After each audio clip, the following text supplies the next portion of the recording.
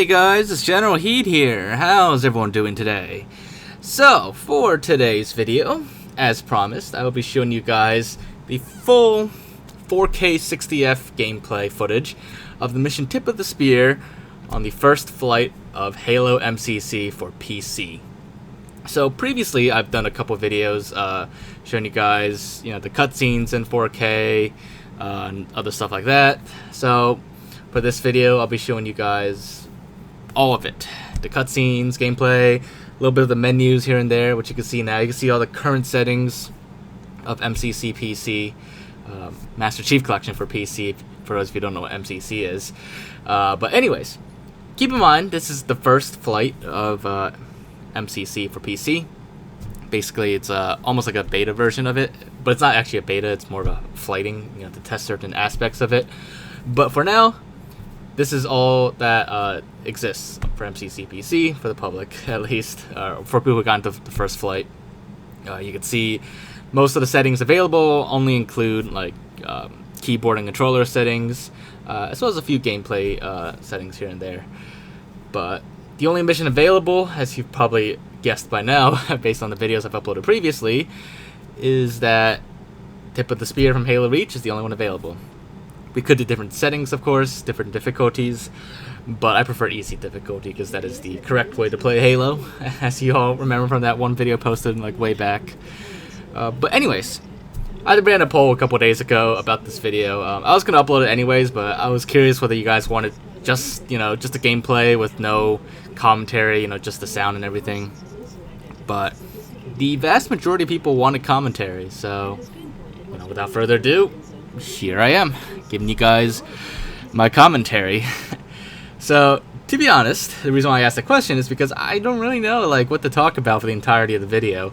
I mean, yeah, I could just commentate on everything that's going on in the video, like, oh, right here we have this cutscene going on, and it looks great in 4K 60 FPS, which is true, but, I don't really think you guys would be interested in me just reiterating everything that goes on in the video.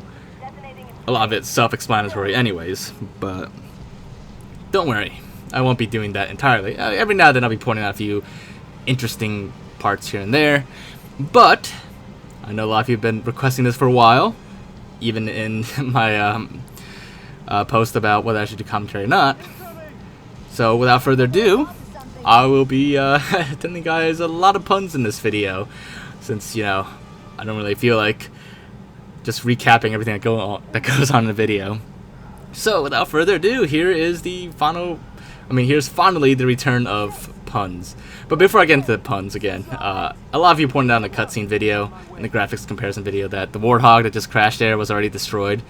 It's actually a really weird bug. Actually, the Marines were driving already a pre-destroyed Warthog. But don't worry, I'm sure it's a little bug that'll get fixed eventually. Like I said, this is just the first flight, so there's definitely bound to be a lot of rough edges and other quirks here and there.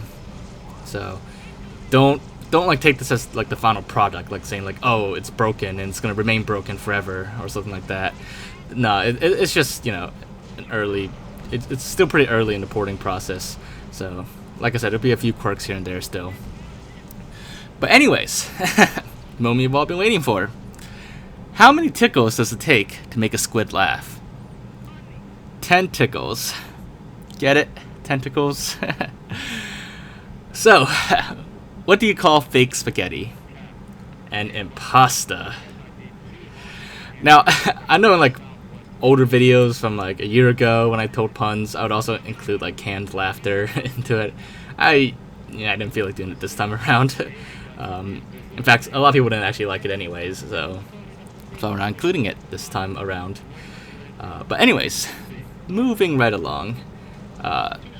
First of all, before I get to the next pun, I just want to comment here how the increased FOV on the PC version looks gorgeous. In addition to the 4K and the 60 frames per second, everything looks really beautiful. And I don't know. It's a new experience to play Reach because on the Xbox 360, Halo Reach only ran at 30 FPS, so it's half the frame rate that we see now. And the other thing was that natively, sure you can set your Xbox 360 to 1080p, but that only upscales Halo Reach. Halo Reach actually only runs natively at 720p on the 360. So even if you set it to 1080p, it's still 720p, just upscaled to 1080p. But now here on the PC version, and probably eventually the Xbox version when it comes to MCC, Halo Reach here is running a native 4K and 60 FPS, 60 frames per second, and it just looks beautiful. And with the option to customize the field of view. Well, you see, here's my opinion on field of view, actually. I've actually always been fine with the field of view on, the default ones on the console versions of Halo. Like, Halo 3, by default, it has a 70 field of view, 70 degree FOV. And I've been okay with that. I mean, after, like, when I mod, like, Halo 3, sometimes I set it to, like, a 90 FOV, and I guess, yeah, it does look nicer. But honestly, I don't really mind the 70 FOV that we have on the previous Halo games. I know, like, a lot of PC people, they love the higher FOVs, and I agree it looks a lot nicer. But, it never really bothered me that much to begin with. Hell, even, like, the 30 FPS was alright for me. But to be honest, like, playing, like, MCC for a while now, with the 60 FPS on all the Halo games, and then, like, going back to the 360 versions and 30 FPS, you see a huge difference. And yeah, like, I'm basically, like, looking back at the old Halo games with, like, rose-tinted glasses, and, a lot of people said the same thing, too, in the comments, but, like, what we see here on Halo Reach for PC, like, the full 4K 60 FPS glory, that's, like, in my mind, that's how I remembered Halo Reach on a 360, when in reality, it's actually, like, nowhere near what we see here. Now, a lot of people did point out that, like, it mostly looks the same at, like, first glance. And obviously, it's because it's not like a full remaster, so to speak. It's not like Halo 2 Anniversary, where they, like, had, like, new textures and everything, and, like, blur cutscenes. No, this remaster is more like what they did with Halo 3 and Halo 4 on MCC, where, they improved the lighting and stuff, which, I know some people had some debates about whether it's better lighting or not, but basically they touched up on that. They cleaned up the jacket lines, increased the anti-aliasing, they increased the frame rate, increased the resolution, and all that. But it's not like remastering with, like, new stuff. It's just polishing up the old game essentially and making it look a lot nicer. Which, Halo Reach, even back then on the 360, it looked pretty good. And now on 4K 60 FPS on a PC, it almost could pass for, like, a modern game, like a game that just came out this year. I mean, it's not, like, super realistic compared to, like, a lot of the newer games, but it still looks pretty good, especially, when polished up like this. So I do want to give 343 props on that. It looks great. And on a PC, it runs well. And for those of you who are wondering, you actually don't need, like, a super powerful PC to run the game like this. The particular PC I'm running this on is it has a Core i7 8700T for its CPU. I kind of cheaped out on the CPU at the time, but I've never had any issues with it. It's not really bottlenecking any games I play, at least. But Core i7 8700T, 16 gigabytes of DDR4 RAM, and the graphics card is an NVIDIA RTX 2060, which is already, like, kind of overkill for this. I've had people run it on much lower graphics cards, I think I heard one person running it on, like, a 1060, and it runs, like, perfectly fine, even at, like, 4K on a 1060. And I tried it on, like, one of my other PCs, which has a 1050, which is, like, a really, like, mid-range graphics card. And, surprisingly, it could actually still run at 4K on a 1050. However, it does not quite hold 60 FPS perfectly for the entire time on 4K, especially if I'm recording, like, gameplay at the same time. It kind of, like, hovers around, like, in the 45 to 55 range for frames per second when I'm running it at 4K on a 1050. But that's still pretty amazing that it could run that well at this early stage. I'm sure it'll be optimized even more going forward. But for now, you don't need, like, super powerful hardware. For those of you who are, like, on Intel HD graphics out there, I have not had the chance to, like, test on Intel HD graphics. In fact, the flight's over at this point now, but I still wanted to share this footage with you guys.